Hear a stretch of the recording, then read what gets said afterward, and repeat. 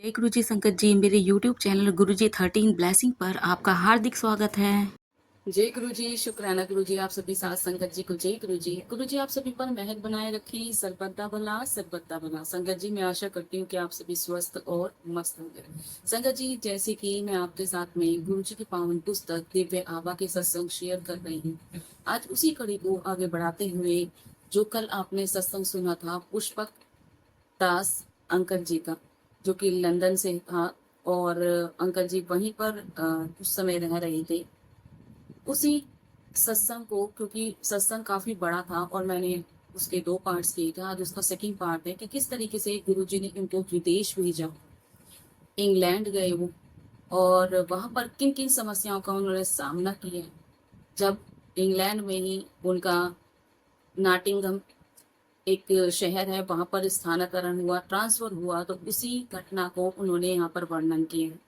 संगत जी सत्संग शुरू करने से पहले कैसे हम गुरु जी का मंत्र जाप करते हैं वैसे ही कर लेंगे। आइए सत्संग संगत जी हम सभी मिलकर गुरु जी का मंत्र जाप करें। ओम नमः शिवाय शिव जी सदा सहाय। ओम नमः शिवाय गुरु जी सदा सहाय। ओम नमः शिवाय शिव जी सदा सहाय। ओम नमः शिवाय गुरु जी सदा सहाय। जय गुरु जी, शुक्राना गुरु जी। अंकल जी लिखते हैं, नाटिंघम स्थानांतरण। जब मेरी पत्नी ने गर्भ धारण किया, मैं इंग्लैंड के श्रोपशायर क्षेत्र में टेलफोर्ड नामक एक छोटे शहर में नियुक्त था। रहने के लिए अच्छा शांत स्थान होते हुए यहाँ पर चिकित्सा, विशेषकर गर्भ संबंधित सेवाओं का प्राय अभाव था। स्थानीय चिकित्सालय में प्रासविक केंद्र दाइयां चलाती थी और कोई विशेषज्ञ सेवाएं उपलब्ध नहीं थी। गंभीर रोगियों को 16 मील दूर श्री यूसुफबरी स्थित बड़े चिकित्सालय में भेजा जाता था, जहां पहुंचने में आधा घंटे का समय लगता था। टैक्सी का व्यय भी कुछ कम नहीं था। यह अंकल जी बताते हैं कि जब वो नाटिंगम में उनका ट्रांसफर हुआ तो उनकी पत्नी जो थी वो प्रेग्नेंट थी और इंग्लैंड के शोपशायर शहर के टेलफोर्ड नामक एक छोटे से शहर में वो जॉब कर रहे थे। रहने के लिए अच्छा शांत स्थान होते हुए भी वहां पर चिकित्सा जैसी फैसिलिटीज नहीं थी, हॉस्पिटल नहीं थे, वो फैसिलिटीज नहीं थी। और जितने भी प्रसव केंद्र चलाए जाते थे, जिन लेडीज को इस तरह की परेशानी होती थी और मर्टिनिटी जिस तरीके से वो काम कर रहे थे या वो जितने भी सेवा केंद्र जो चलाए जा रहे थे उसका अभाव था।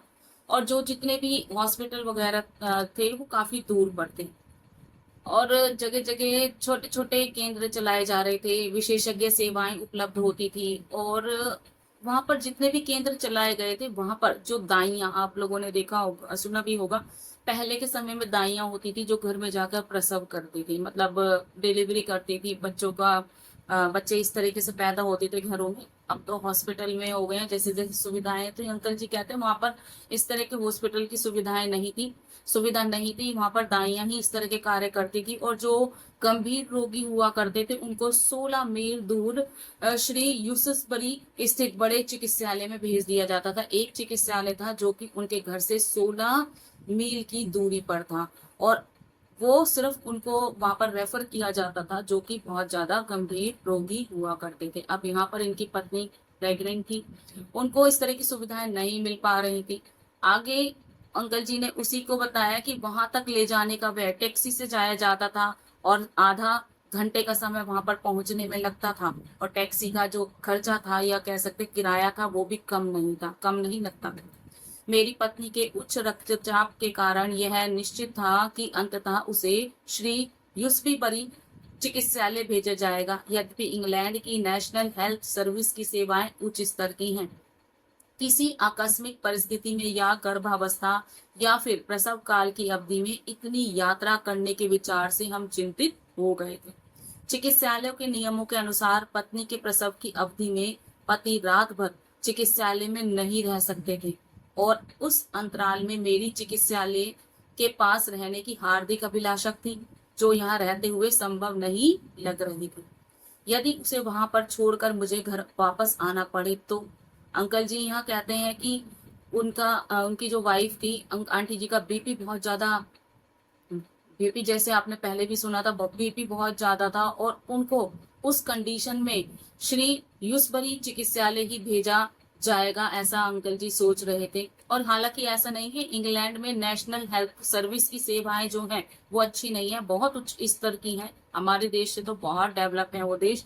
तो कहते हैं वहां पर बहुत अच्छी थी सेवाएं, लेकिन प्रसव या गर्भावस्था की जो अवस्था थी उनकी पत्नी को लेकर, वो 16 मील की दूरी तय करने को लेकर वह बड़े चिंतित थे कि कैसे होएगा। और जो चिकित्सालय थे, जो हॉस्पिटल था, उसमें एक नियम था कि प्रसव के समय जब डिलीवरी होगी पत्नी की, तो पति रात भर वहां नहीं रुक सकते। जिस तरीके से आपने लोगों ने देखा होगा कि हॉस्पिटल में जब वाइफ की डिलीवरी होने वाली होती है तो उसके घर के एक मेंबर को वहां पर रोका जाता है कि बहुत सारी चीजें होती है, फॉर्मेलिटीज होती है जो घर के फैमिली मेंबर्स पूरी कर सकते हैं। अब यहाँ पर क्या था, उनके पति को वहां पर रात भर रुकने की कोई सुविधा नहीं थी, ऐसा वहां पर वर्जित था, रखा ही नहीं जाता था। तो अंकल जी सोच रहे थे कि मैं तो वहां पर रुकना चाहता था, जैसे हमारे यहाँ तो इस तरह की सुविधाएं, लेकिन वहां पर वैसी सुविधा नहीं थी। तो वो कहते मैं रुकना चाहता था, मेरी अभिलाषा थी, लेकिन वहां पर के जो रूल्स थे उसके अगेंस्ट वो जा भी नहीं सकते थे। और उन्होंने सोचा कि अगर पत्नी को वहां पर छोड़कर आया जाए तो फिर कैसे होएगा, क्योंकि वहां पर उनको इस तरह की संभावना नहीं थी, रुकने की फैसिलिटीज नहीं थी। तो वो बड़े परेशान हो रहे थे कि कैसे होगा कैसे नहीं होगा। सदा की भांति हमने इन प्रश्नों का समाधान गुरुजी पर छोड़ दिया। एक रात को मेरी पत्नी को गुरुजी ने स्वप्न में बताया कि सब ठीक हो जाएगा। कुछ ही दिनों में सूचना आई कि टेलफोर्ड स्थित इकाई को बंद कर समस्त कर्मचारियों को नॉटिंघम स्थानांतरित किया जा रहा है। नॉटिंघम एक बड़ा नगर है जहां उच्च स्तर की प्राय सभी सुविधाएं उपलब्ध हैं। अंततः हमारे पुत्र का जन्म प्रसव सेवाओं के लिए इंग्लैंड के सर्वोत्तम संस्थान क्वीन मेडिकल चिकित्सालय में हुआ। अब अंकल जी कहते हैं कि इस तरह की परेशानी जब हो रही थी, टेलीफोर्ड में थे, तो उन्होंने गुरुजी के सामने प्रश्न रखे, तो गुरुजी ने आंटी जी को ड्रीम में दर्शन दिए कि सब कुछ ठीक हो जाएगा। और कुछ ही समय के बाद ये घटना घटी कि सूचना आ गई कि उनके जो पति थे, जो टेलीफोन कंपनी वहां पर जहां पर वो कार्यरत थे, वहां से उस इकाई को बंद कर दिया गया है और उनका ट्रांसफर कर दिया गया नॉटिंघम जगह शहर में, जहां पर सारी फैसिलिटीज मौजूद थी। जैसे कि आपको बताया 16 मील की दूरी पर वहां पर जाया जाता था। वो कहते हैं कि उनके बच्चे का जो जन्म था वहां पर ही हुआ। और इंग्लैंड में वो सबसे सर्वोत्तम संस्थान था क्वीन मेडिकल चिकित्सालय, क्वीन मेडिकल हॉस्पिटल था, जहां उनके बच्चे का जन्म हुआ। तो देखिए गुरुजी ने कैसे परेशानी को दूर किया, वो हम सब जानते हैं कि गुरुजी से जब आप अरदास लगाते हैं समय जरूर लगता है, क्योंकि हमें अपने कर्मा भोगने हैं। संगत जी, कर्म हमें भोगने हैं, गुरुजी उनको कम करेंगे और समस्या का समाधान भी करेंगे। कहते हैं ना कि गुरुजी हमारे एग्जाम लेंगे और हमें फेल भी नहीं होने देंगे। जय गुरुजी, शुक्राना गुरुजी। अब नॉटिंघम में स्थानांतरण हो गया, अब घर लेने की बारी आई। कैसे हुआ? नॉटिंघम में घर, चिकित्सा सुविधाओं के दृष्टिकोण से नॉटिंघम आना शुभ समाचार होते हुए कार्य अधिक था, और हम नॉटिंघम रेल द्वारा 2 से 3 घंटे घर ढूंढने नहीं जा सकते थे। अतः जिस संस्थान के लिए हम कार्यरत थे उसी को घर खोजने का कार्य सुपुर्द किया गया। मैंने अपने प्रबंधक से अपनी पत्नी की स्वास्थ्य संबंधी समस्या और उसकी गर्भावस्था का उल्लेख किया था। उसके साथ उसे किसी दूरस्थ स्थान पर अकेले रहने की संभावना थी, किंतु इन सबको अपवाद नहीं माना गया। अगले कुछ दिनों में कुछ घर देखे गए और मुझे उनसे संबंधित विवरण इंटरनेट के पते पर भेजे गए, किंतु वह स्थान अनुचित होने के साथ मैंने उन सबको तुरंत ठुकरा दिया। अंकल जी कहते हैं कि जब अब नॉटिंघम स्थानांतरण हो गया, अब घर की बारी आई। अब घर उनके लिए लेना बड़ा शुभ था, स्थानांतरण हो गया था, शुभ समाचार मिल गया था। अब कहते हैं कि हमारे पास इतना समय नहीं था कि 2 से 3 घंटे की हम रेल यात्रा करके अपने लिए वहां पर घर खोजें। ये काम उन्होंने अपने प्रबंधक को बताया, जिस वो फॉर्म में काम करते थे, उन्होंने बताया अपने मैनेजर को की, और अपनी पत्नी के स्वास्थ्य संबंधी समस्या भी बताई। तो उनके जो प्रबंधक थे, वहां के मैनेजर थे, जो कार्यालय था, उन्होंने वहां पर खोजबीन करके उनके लिए घर बताए, बहुत जगह बताई उनको, और मेल के थ्रू बताया। तो अंकल जी कहते हैं इंटरनेट पर मैंने सर्च किया, उन्होंने पते भी भेजे, लेकिन मुझे कोई भी उपयुक्त नहीं लगा, कोई भी ऐसा अच्छा नहीं लगा स्थान की जब वहां पर जाकर शिफ्ट हो जाए। तो मैंने सारे के सारे प्रपोजल ठुकरा दिए। यह सब आरंभ होने से पूर्व मैंने इंटरनेट पर क्वीन मेडिकल चिकित्सालय, जहां मेरी पत्नी को गर्भावस्था में भेजे जाने की संभावना थी, के निकट एक अच्छा सा लगता हुआ मकान देखा था। मुझे उस क्षेत्र की थोड़ी सी भी जानकारी नहीं थी, तथापि उसके चित्र और अन्य सूचनाएं अच्छी लग रही थी। उनके आधार पर वहां पर जाकर रहना जुआ खेलने के समान होगा। कोई अन्य विकल्प न होते हुए एकमात्र यही उचित उपाय लग रहा था। अतः मैंने इस संस्थान को बताए बिना और कोई आर्थिक मूल्यांकन करवाए बिना उस घर को लेने का निश्चय कर लिया। यह मेरी परियोजना प्रबंधक के निर्णय की अवज्ञा करने के समान था, किंतु गुरुजी का आश्रय लेकर हमने अपने अंतर्ज्ञान पर हम निर्भर रहे। जय गुरुजी, शुक्राना गुरुजी। अंकल जी कहते हैं कि अब इंटरनेट पर इन्होंने सर्च करना शुरू किया, जहां पर इनकी पत्नी का, इनको लग रहा था कि नॉटिंघम में एक ही हॉस्पिटल है जो बहुत अच्छा है, क्वीन मेडिकल हॉस्पिटल। वहां पर इनको लग रहा था कि इनकी पत्नी को वहीं एडमिट किया जाएगा और इनके जितने भी प्रसव वगैरह के कार्य हैं वहीं किए जाएंगे। तो उन्होंने बिना सोचे समझे, चित्र देखे, आसपास एरिया को जाना। कहते हैं मुझे वहां की ज्यादा नॉलेज नहीं थी, लेकिन इंटरनेट पर उन्होंने बहुत से घर देखे जहां पर कुछ घर उनको बड़े अच्छे लगे, और उन्होंने बिना प्रबंधक को, मैनेजर को बिना बताए, जो कि उस वहां के ओनर थे, उनको बिना बताए ही उन्होंने उनकी परमिशन के बिना वहां पर घर में खरीदने का या रहने का वहां पर डिसाइड कर लिया। और कहते हैं कि परियोजना में तो वो शामिल हो चुके थे, लेकिन उन्होंने इस तरह के कार्य करने पर किया कि हमें सिर्फ गुरुजी पर भरोसा रखा और वो कार्य उन्होंने करना आरंभ कर दिया कि अब हमें यहाँ पर जाकर रहना है, और पास ही था ताकि उनको कोई परेशानी भी ना हो। इंग्लैंड में रहते हुए यह घर सबसे अच्छा रहा है। उसमें सब संसाधन सुचारू और अत्यधिक अधिक अवस्था में थे। क्वीन मेडिकल चिकित्सालय से केवल 10 मिनट पैदल का रास्ता था और कार से वहां पर पहुंचने में सिर्फ 3 मिनट की दूरी पर था। 10 कर्मचारियों के हमारे दल में अन्य सब सदस्यों को उन सब घरों में जो उनके लिए देखे गए थे गंभीर समस्याओं का कारण का सामना करना पड़ा। वो कहते हैं ऑफिस के थ्रू जो मकान देखे गए थे, 10 अन्य कर्मचारी और थे जहां पर वो फैमिली गई थी। कहते हैं उन्होंने बहुत गंभीर समस्याओं का सामना किया, लेकिन गुरुजी पर हमने आश्रय रखा, आस्था बनाए रखी, और हमने जो क्वीन मेडिकल हॉस्पिटल था उसके आसपास जो घर अंकल जी ने डिसाइड किया था, वो कहते हैं कि वो हॉस्पिटल से मात्र पैदल चलकर जाओ तो 10 मिनट की दूरी पर था, और अगर कार से जाओ तो 3 मिनट की दूरी पर वो है उस घर में पहुंच सकते थे, और इतनी दूरी थी घर और हॉस्पिटल की। अंकल जी कहते हैं कि 10 कर्मचारियों को ऑफिस से बताया गया था एड्रेस, जो घर बताए गए थे उनमें वो शिफ्ट हुए थे, लेकिन उन्होंने बड़ी परेशानियों का सामना किया, जबकि हमें कोई परेशानी नहीं आई। सब गुरु जी की कृपा थी उनके ऊपर, तभी गुरु जी की कृपा रहते हुए सब कार्य हो रहे थे। जय गुरु जी, शुक्राना गुरु जी। भ्रूण हृदय गति, अब किस तरीके से उनके बच्चे की हृदय गति बढ़ गई, हार्ट बीट बढ़ गई, उसी का वर्णन किया गया। गर्भावस्था में नियमानुसार परीक्षण करवाने के एक अवसर पर क्वीन मेडिकल चिकित्सालय के गर्भ आंकलन केंद्र में भ्रूण की हृदय गति नापने के यंत्र पर मेरी पत्नी को लिटाया गया। सामान्यतः यह गति 140 से 170 रहती है, किंतु उस दिन वह 200 निकली, और फिर अचानक भ्रूण ने कुछ हरकत करी और वह 220 तक पहुंच गई और उसी स्तर पर रही। उस समय तक उपस्थित परिचारिका 200 की गति देखकर कह रही थी उच्च होते हुए असामान्य नहीं है। इतनी अधिक गति देखकर वह तुरंत अपनी वरिष्ठ चिकित्सक के पास भागी, इस भय से कि भ्रूण पर कोई दबाव बढ़ रहा होगा। मैंने गुरुजी द्वारा दिया हुआ उनका चित्र अपनी पत्नी के नितंब पर रख दिया और मन ही मन मृत्युंजय मंत्र का पाठ किया। कुछ ही देर में हृदय गति नीचे चली गई और फिर उसी स्तर पर रही। परिचारिका को अपने वरिष्ठ चिकित्सक के साथ आने तक स्थिति सामान्य हो चुकी थी। जय गुरुजी, शुक्राना गुरुजी। ये अंकल जी कहते हैं कि जब जैसे कि उनकी पत्नी प्रेग्नेंट थी और प्रेगनेंसी के टाइम आपको पता ही है बहुत सारे परीक्षण किए जाते हैं, टेस्ट किए जाते हैं। यहाँ पर जो टेस्ट किया गया था उसमें जो बच्चा था उनका, उसकी हार्ट बीट चेक करनी थी, क्योंकि डॉक्टर भी समय समय पर देखते हैं कि बच्चे में कितनी ग्रोथ हुई है, हार्ट बीट उसकी कैसी है कैसे नहीं है, बहुत सारी चीजें होती हैं।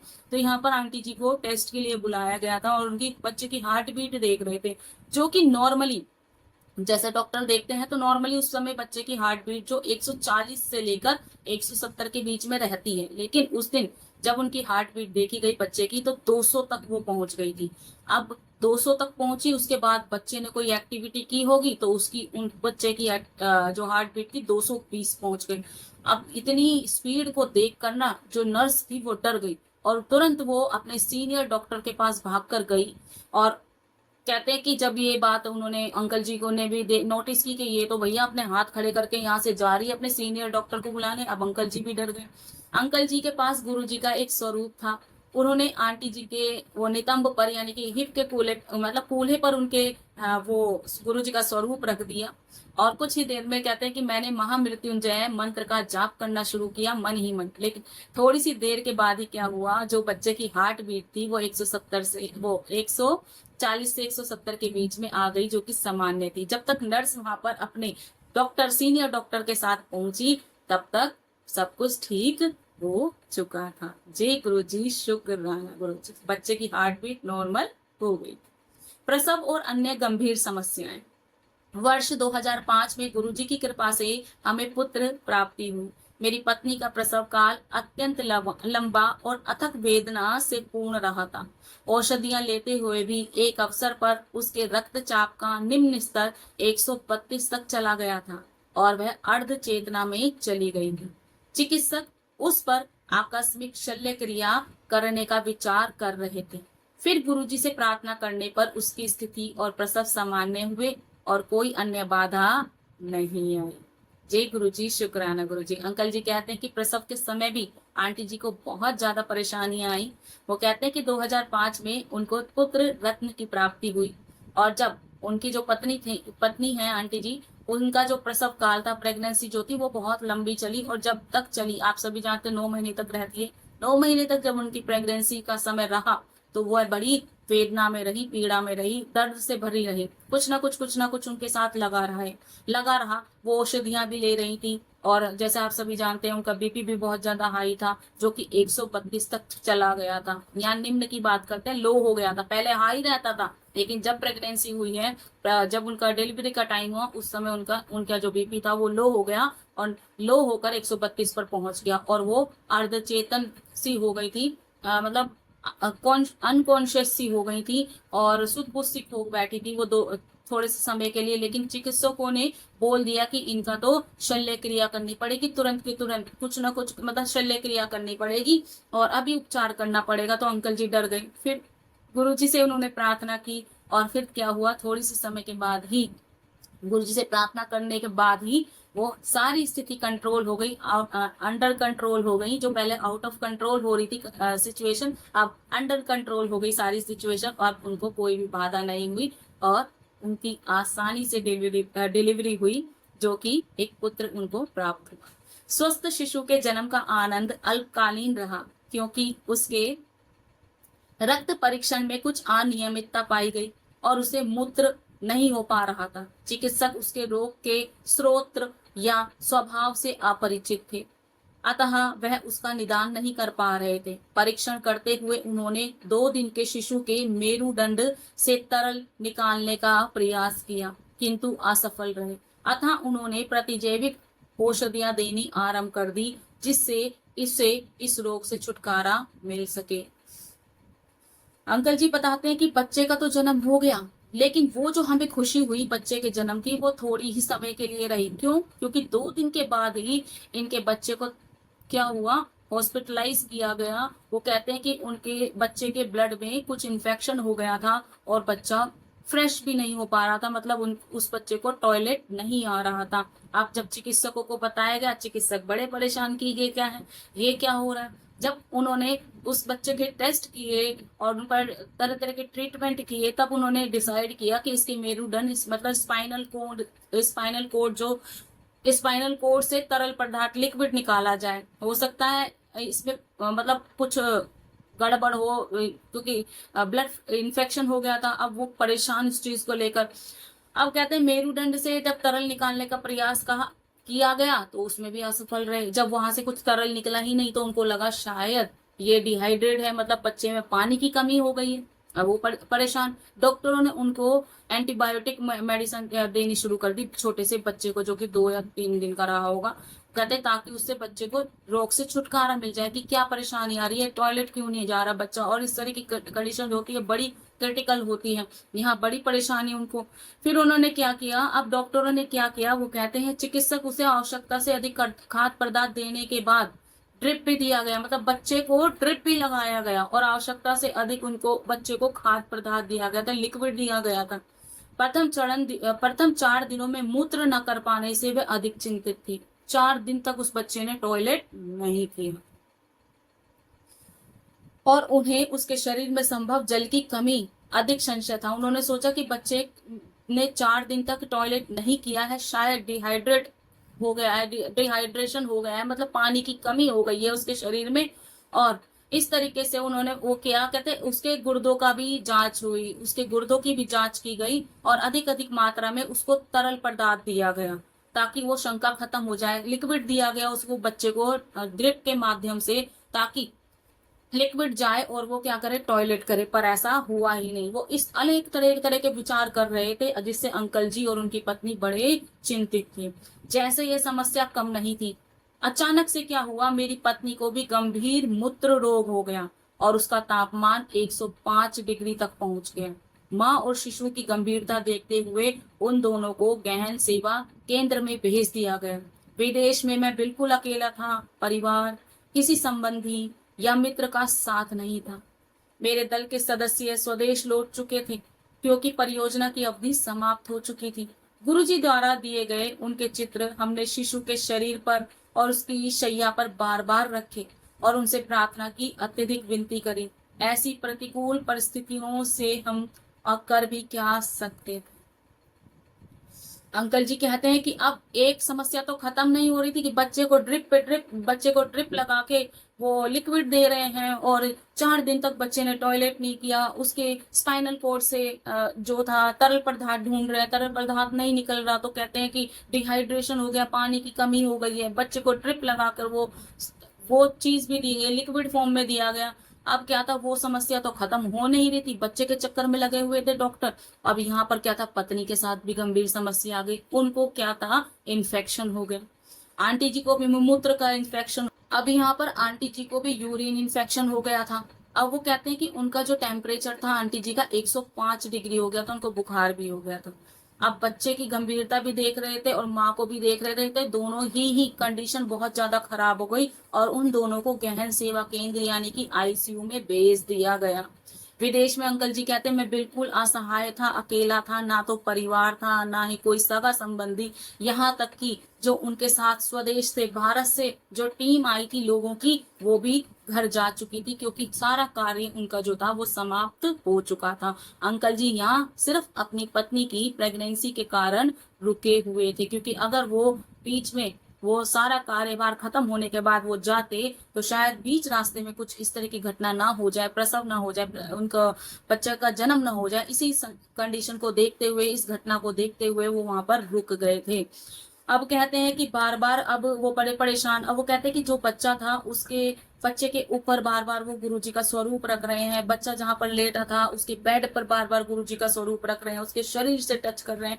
कहते हैं मैं बिल्कुल असहाय हो गया था, मुझे कुछ समझ नहीं आ रहा था। जो गुरुजी ने उनको स्वरूप दिया हुआ था, वो बार बार मैं कभी बच्चे पर के शरीर पर लगाता, कभी उसके बेड पर रखता, कभी उसके पास रखता, मुझे कुछ समझ नहीं आ रहा था। मुझे ऐसा लग रहा था जैसे सारी परिस्थितियां मेरे प्रतिकूल ही हो गई, अब कुछ समझ नहीं आ रहा था। अंकल जी कहते हैं शीघ्र ही सब आशानुकूल होना आरंभ हो गया। जैसे ही गुरु जी का स्वरूप रखा गया, उनसे विनती की गई, सब धीरे धीरे करके सामान्य होता चला गया। शिशु ने पहली बार मूत्र किया, पहली बार टॉयलेट किया, और उसके पश्चात हमने कभी उसके संक्रमण के बारे में सुना तक नहीं।